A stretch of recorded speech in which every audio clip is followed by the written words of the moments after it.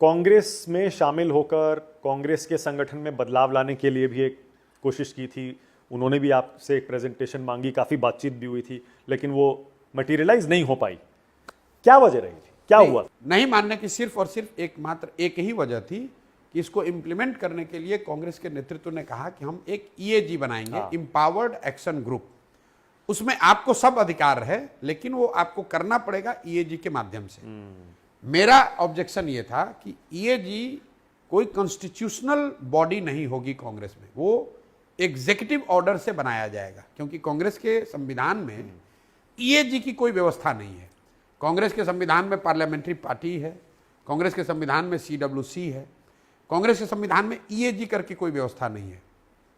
तो मेरा जो प्रोफेशनल असेसमेंट था कि जिस तरह के आमूल चूल परिवर्तन की हम लोगों ने बात कही और जो आपको स्वीकार्य है, जो आप करना चाहते हैं, वो आप एग्जीक्यूटिव ऑर्डर से बनाई हुई किसी एडहॉक बॉडी के जरिए नहीं कर पाएंगे।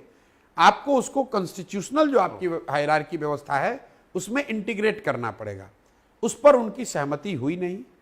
वो ये चाहते थे कि आप काम इसको ईएजी के थ्रू शुरू करें। मैंने कहा कि आपके पास प्रोग्राम है, आप अपने हिसाब से कर लीजिए, मैं नहीं कर पाऊंगा। वो छोड़ दिया और फिर आकर बिहार में लग गए। आप पावर ज्यादा मांग रहे थे? नहीं, फिर आप बात नहीं समझ रहे हैं। ईएजी आप अब इस बात का अब आकलन आज आप कीजिए कि वो प्रोग्राम जो मैंने कांग्रेस को दिया हो तो उनके पास है, उन्होंने ईएजी भी बनाई। आप तो पत्रकार हैं, पता कीजिए, ईएजी बजाबता उन्होंने बनाई, लेकिन क्या आपने कभी कोई चर्चा सुनी कि कोई ईएजी करके बॉडी है जो कि कांग्रेस में परिवर्तन ला रही है? नहीं।